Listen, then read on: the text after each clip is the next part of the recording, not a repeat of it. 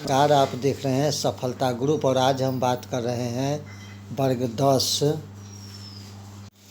सामाजिक विज्ञान के महत्वपूर्ण सब्जेक्टिव क्वेश्चन जो हमने भूगोल विषय से लिया है और हमारा पाठ का नाम है खनिज संसाधन।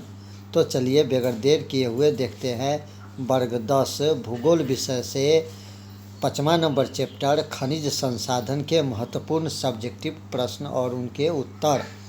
तो यहाँ पर देख लीजिए, पहला नंबर प्रश्न काफ़ी महत्वपूर्ण। हमारा पहला नंबर प्रश्न कहता है झारखंड के मुख्य लौह उत्पाद जिले केंद्र के नाम लिखिए। आंसर देखते हैं। सिंहभूम जिले के नोआमुंडी गोवा क्षेत्र, इसके अलावा पालुम, हजारीबाग, संथाल परगना, धनबाद एवं रांची जिले मिलता है। नंबर 2 प्रश्न देख लीजिए। नंबर 2 प्रश्न भी काफ़ी महत्वपूर्ण है। खनिज के संसाधन एवं प्रबंधन से क्या समझते हैं? तो देखिए, नई शोध के द्वारा दुर्लभ खनिज के स्थान पर प्रतिस्थापना खनिज और विकसित करने की आवश्यकता है। खनिज क्षेत्र में आधारभूत सुविधा को समुचित विकास किया जाए, यानी कि प्रश्न पूछा जा रहा है खनिज के संरक्षण एवं प्रबंधन से क्या समझते हैं? तो नई शोध के द्वारा दुर्लभ खनिज के स्थान पर प्रतिस्थापना खनिज की खोज और विकसित करने की आवश्यकता है। यहाँ पर खनिज क्षेत्रों में आधारभूत सुविधा को समुचित विकास किया जाए। देश के नए क्षेत्र में नवीनतम प्रौद्योगिकी का उपयोग कर खनिज का अवशेषण किया जाना चाहिए। संरक्षण नीति में पोषणीय खनन पर अत्यधिक बल दिया जाना यहाँ पर चाहिए। ऐसी प्रौद्योगिकी एवं शोध को विकसित किया जाए कि खनिज का अपव्यय को रोका जाए। नंबर 3 प्रश्न देख लीजिए। नंबर 3 प्रश्न भी आपको महत्वपूर्ण है। खनिज का आर्थिक महत्व बताइए। पृथ्वी पर जैसे जल और थल अति महत्वपूर्ण खजाने हैं, ठीक उतने ही महत्वपूर्ण खनिज संसाधन भी है। खनिज संसाधन के अभाव में देश के औद्योगिक विकास को गति एवं दिशा नहीं दे सकते। फलतः देश के आर्थिक विकास अवरुद्ध हो सकता है। विश्व के बहुत से देशों में खनिज संपदा राष्ट्रीय आय के प्रमुख स्रोत बने हुए हैं। खनिज ऐसे क्षयशील संसाधन है जिन्हें दोबारा नवीनीकृत नहीं किया जा सकता। अतः खनिज के संरक्षण की परम आवश्यकता यहाँ पर बताया गया है। चौथा नंबर प्रश्न को देख लीजिए। पेट्रोलियम से किन किन वस्तु का निर्माण होता है? पेट्रोलियम ताप प्रकाश के लिए ईंधन, मशीनों का संनेहक, अनेक विनिर्माण उद्योग को कच्चा माल प्रदान करता है। तेल शोधनशाला, संशोधित वस्त्र, उर्वरक तथा असंख्य रासायनिक उद्योग में एक कोणीय बिंदु का यह काम करता है। इसकी उपयोग संशोधित वस्त्र, उर्वरक तथा रसायन उद्योग में भी होता है। चलिए, हमारा 5वां नंबर प्रश्न भी आपको काफ़ी महत्वपूर्ण है। अबरक कहाँ मिलता है?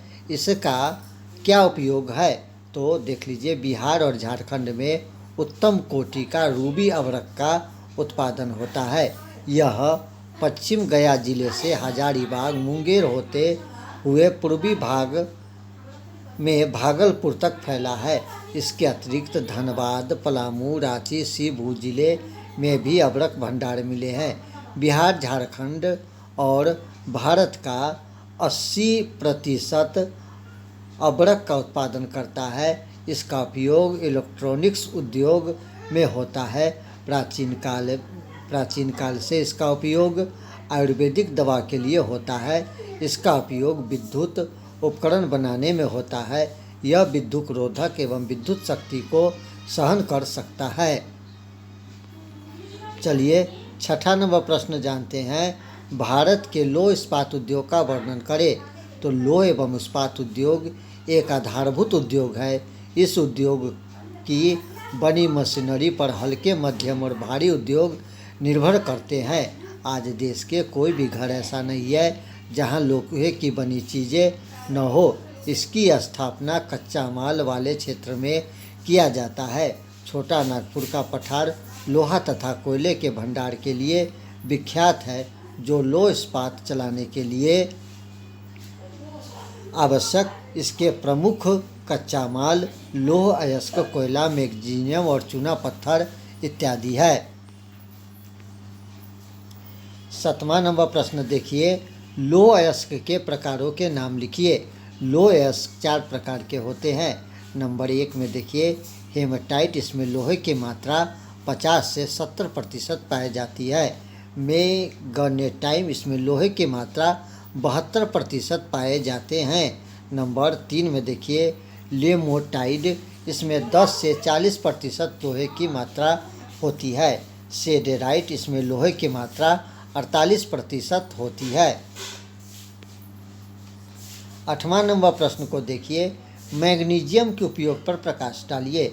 मैग्नीशियम का उपयोग मुख्य रूप से लौह इस्पात उद्योग के अलावा सूक्ष्म बैक्टीरिया के निर्माण, फोटोग्राफी, चमड़ा, ब्लीचिंग पाउडर, कांच, दवाई, बिजली के सामान में किया जाता है।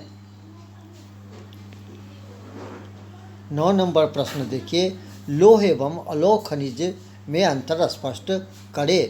तो लौह एवं अलोह खनिज में अंतर को देख लीजिए। यहाँ पर लौह खनिज है और यहाँ पर अलोह खनिज है। लौह खनिज जिन खनिज में लोहे का अंश पाया जाता है उसका उपयोग न्यू या बिल्कुल नहीं होता। वे लौह एवं अन्य इस्पात बनाने में अलोह खनिज कहलाता है। जैसे किया जाता है वो खनिज सोना, शीशा, अभ्रक इत्यादि कहलाता है। जैसे जैसे अयस्क, नोगोलिक, टंगस्टन, मैग्नीशियम आदि। अब यहाँ पर देख लीजिए, यहाँ पर लिखा है अलोह खनिज। तो वैसे खनिज जो लोहे का अंश न्यूनन या बिल्कुल न होता है वे अलोह खनिज कहलाता है। जैसे सोना, शीशा, अभ्रक इत्यादि। नंबर 2 में ये स्लेटी, घसकर, मटमैला आदि रंग के होते हैं और ये अनेक रंग के होते हैं। ये रेवेदार चट्टान में पाए जाते हैं और ये सभी प्रकार के चट्टान में मिल जाते हैं। अब अगला नंबर प्रश्न को देख लीजिए। 10 नंबर प्रश्न कहता है खनिज क्या है। तो खनिज के प्राकृतिक संसाधन है जो शैलों से प्राप्त है। दूसरे शब्दों में खनिज पदार्थ की परिभाषा इस प्रकार कर सकते हैं, खनिज पदार्थ भूपट्टी से प्राप्त ऐसे पदार्थ है जिनमें एक प्रकार की रासायनिक संरचना होती है। धात्विक खनिज के 2 प्रमुख पहचान क्या है। तो धात्विक खनिज के 2 प्रमुख पहचान इस प्रकार है। धात्विक खनिज को गलाने पर धातु प्राप्त होता है। ये कठोर और चमकीले होते हैं। 12 नंबर प्रश्न, खनिज की विशेषता का उल्लेख कीजिए। देश में खनिज का वितरण असमान है। खनिज समाप्त संसाधन है। अत्यधिक गुणवत्ता वाले खनिज कम तथा कम गुणवत्ता वाले खनिज अधिक मात्रा में पाए जाते हैं। खनिज एक बार उपयोग करने के बाद पुनः उपयोग नहीं किया जा सकता है। ये साहिबी प्रश्न आपको इम्पोर्टेंट है, या तो आप अपने NCERT बुक से ये सबको देख लीजिए, नहीं तो ये वीडियो के रोक करके आप सभी प्रश्न को लिख लीजिए। दोस्तों 13 नंबर प्रश्न को देखते हैं। 13 नंबर प्रश्न, अल्मुनियम के उपयोग का उल्लेख कीजिए। इसका उपयोग वायुयान निर्माण, विद्युत उपकरण, बर्तन, घरेलू सामान, रासायनिक वस्तु आदि में किया जाता है। 14 नंबर प्रश्न को देख लीजिए। लोहे के प्रमुख उत्पादन राज्य के नाम लिखिए। तो कर्नाटक, उड़ीसा, छत्तीसगढ़, गोवा, झारखंड, महाराष्ट्र, आंध्र प्रदेश, तमिलनाडु, राजस्थान आदि जो है लोहे के प्रमुख उत्पादन राज्य है। चलिए 15 नंबर प्रश्न, अकार्बनिक खनिज किसे कहते हैं। अकार्बनिक खनिज उसे कहा जाता है जिसमें जीवाश्म नहीं होता है, जैसे अभ्रक, ग्रेफाइट आदि। 16 नंबर प्रश्न देख लीजिए। चूना पत्थर की क्या उपयोगिता है। चूना पत्थर की उपयोग सीमेंट, लौह इस्पात, रसायन का उपयोग, चीनी, कागज, उर्वरक आदि में उपयोग होता है। कार्बनिक खनिज किसे कहते हैं। तो यहाँ पर देख लीजिए कि इस प्रकार के खनिज में जीवाश्म होते हैं। ये पृथ्वी में दबे प्राणी एवं पादप जीव के परिवर्तन होने से बनते हैं, जैसे कोयला, पेट्रोलियम। 18 नंबर प्रश्न देख लीजिए, अबरक का उपयोग क्या है? तो इसका उपयोग बिजली के मोटर, डायनमो, हवाई जहाज, धमन पट्टी, लालटेन की चिमनी, सजावट के सामान, रोगन, चिकनाई के तेल, कांच की तरह प्रयोग में आने वाले पारदर्शी चादर आदि। 19 नंबर प्रश्न देखिए, तांबे का क्या उपयोग है? भारत में तांबा कहाँ पाया जाता है? तो तांबे का उपयोग बिजली के तार बनाने में होता है। इसके अलावा बर्तन आदि बनाने में इसका उपयोग होता है। भारत में 90% भंडार मध्य प्रदेश, राजस्थान, झारखंड, कर्नाटक, आंध्र प्रदेश में मिलता है। चलिए 20 नंबर प्रश्न देखते हैं, धात्विक एवं अधात्मिक खनिज में अंतर स्पष्ट कीजिए। जिन खनिज में धातु प्रमुखता से पाया जाता है उन्हें धात्विक खनिज कहा जाता है। यह 2 प्रकार के होते हैं। लोह युक्त ऐसे खनिज में लोहे का अंश होता है, जैसे लोहा, अयस्क, मैग्नीज, निकेल इत्यादि। अब देख लीजिए, अलोह युक्त ऐसे खनिज में लोहे के अंश काफ़ी कम होता है, जैसे टिन, सोना, चांदी इत्यादि। जिन खनिज में धातु नहीं मिलते उसे आध्यात्मिक खनिज कहा जाता है, जैसे अबरक, कोयला आदि। 21 नंबर प्रश्न को जानते हैं, खनिज की परिभाषा दे तथा इसके वर्गीकरण प्रस्तुत करें।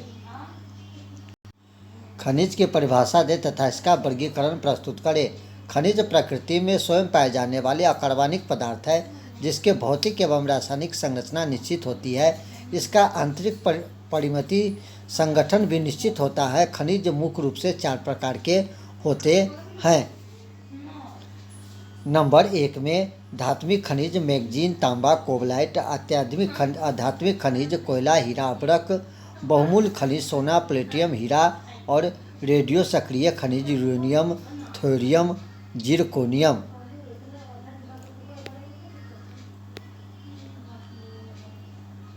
खनन कार्य में होने वाले दुष्प्रभाव की चर्चा करें। खनन जैसे उत्पादन कार्य में अर्थव्यवस्था मजबूत होते हैं, परंतु इस कार्य के कई दुष्प्रभाव नाम भी है। खनन कार्य के कारण संबंधित क्षेत्र की कृषि तथा वन भूमि का ह्रास हो जाता है। खनिज के खनन से उनके खत्म होने की आशंका बढ़ जाती है। और अगला देखिए, खनन कार्य के दौरान कई बार दुर्घटना हो जाती है। यूरेनियम के खनन से रेडॉन नामक जहरीला गैस निकलती है। खदानों में धूल उड़ने पर सिलोकोसिस नामक दमघोटू बीमारी हो जाती है। खनन कार्य से वायु एवं जल प्रदूषण होते हैं। कई कोयला खानों में आग लगने से भी पर्यावरणीय प्रभाव पड़ जाता है। तो दोस्तों, ये था आपको कुछ महत्वपूर्ण सब्जेक्टिव प्रश्न जो हमने विषय भूगोल से लिया था, जो वर्ग 10 के लिए काफ़ी महत्वपूर्ण चैप्टर 5 खनिज संसाधन से था। मिलते हैं अगले वीडियो में, तब तक के लिए नमस्कार, जय हिंद।